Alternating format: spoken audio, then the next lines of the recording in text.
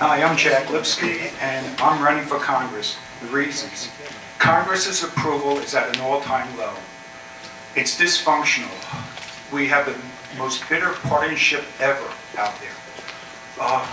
Last year, in 2008, a new president was elected promising hope and change. Today, all you have is change. What happened is that everything went down the tube. We have the highest corporate tax rates in the country. The individual tax rates are climbing daily. We are now giving enemy combatants constitutional rights that they don't deserve to get. They are now housing the trials in New York City. Ackerman has been part of this. He is part of the problem. He is not part of the solution. What we have to do is come together, unite, and take back this country. Gary Ackerman has been in Congress for 26 years. For 26 years, he sat there, and to this date, he has never authored one bill. What has he done? What legislative has he done? Israel is threatened by Iran, and he just sits there like Nero, fiddling his thumbs, and nothing is happening. What I stand for is to get the government out of our lives, to lower our tax rates, to increase jobs. As a businessman, I see it every day. The government interference is just growing and growing and growing. It is time to unite. It is time to take back the government. With your help and with all the various groups, the 912s, the conservatives, the Republicans, we can do this. It happened in Virginia, it happened in New Jersey, and they said it couldn't happen in Massachusetts. Kennedy's seat. But what happened is that the people took back their seat.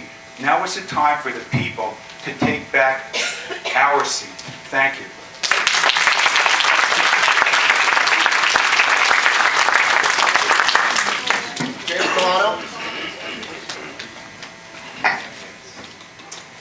I'm married to a wonderful woman, Eileen Milano.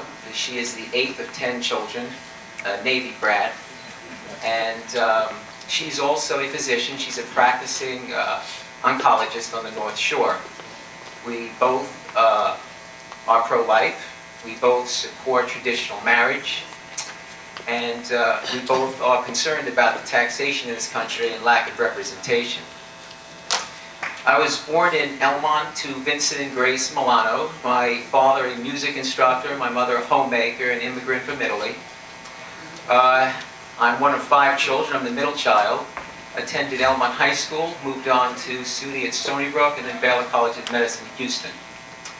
It's long been my passion to study economics, healthcare, and our nation's armed forces. It's not often in this country that Americans have faced so many uncertainties about the future.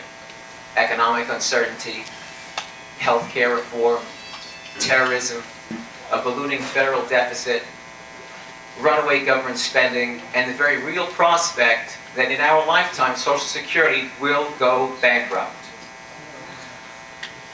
You know, when I think about, and we all struggle to wonder, what is it that our elected officials have done to lead us down the wrong path? We put trust in them, we're Americans, we expect everything's going to work out fine. But what has happened is, as the elected official has moved further away from the electorate, they start to ignore those important tenets of stewardship, their honesty, integrity, and fiscal discipline. I hope with your support that I will be able to go to Washington, represent this district, and bring back those important tenets for good stewardship. Thank you. Hi, friends. Hi, Bill. This is like a deja vu from a meeting we had. We had a meeting in the summer with over 250 people. It was a town hall meeting without Gary Ackerman on socialized health care, where people came from the neighborhood, Tea Party people, Republicans, conservatives. People came out and they said, this is the time to dump Gary Ackerman. And I feel this is a dream come true, because we're really moving in that direction now. And we're really making history.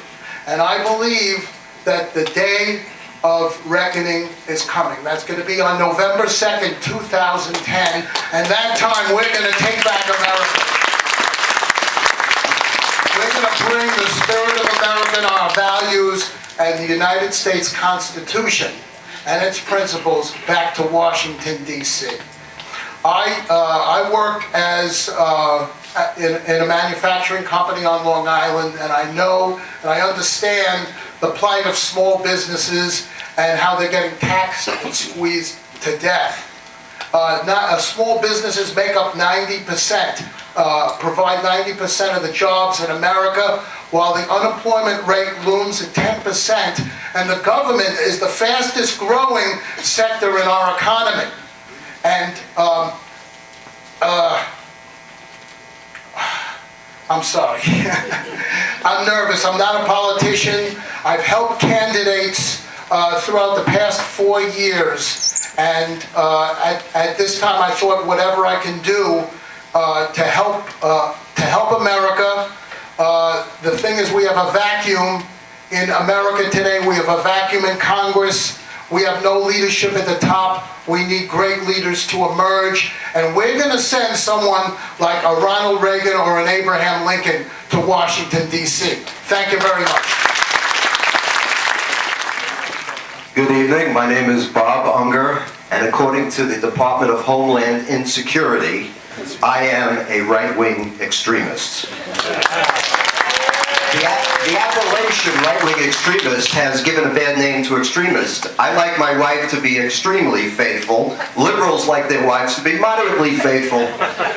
I think extremism in the defense of truth and liberty is no vice, and moderation in the defense of truth and liberty is certainly no virtue.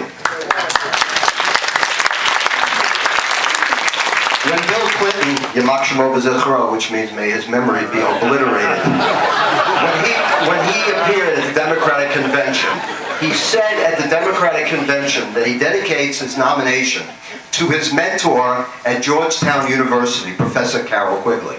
Now that's very unusual for a presidential candidate to say. So because the media doesn't do its job, I had to do its job. And I went out and I looked up Carroll Quigley. He wrote a book. This is Clinton's mentor, called Hope and Change. Sound familiar? Okay? Here's what he said, Tragedy and Hope. I'm sorry, you're right. Here's what he says. The argument that the two parties should represent opposed ideals and policies, one perhaps of the right and the other of the left, is a foolish idea acceptable only to doctrinaire and academic thinkers. Instead, the two parties should be almost identical, so that the American people can throw the rascals out at any election without leading to any profound or extensive shifts in policy. And that's what we have here. George Bush greased the skids for Obama. He bailed out the Wall Street banks exactly the way Obama has done. I want to be a real choice, not just an echo. Thank you.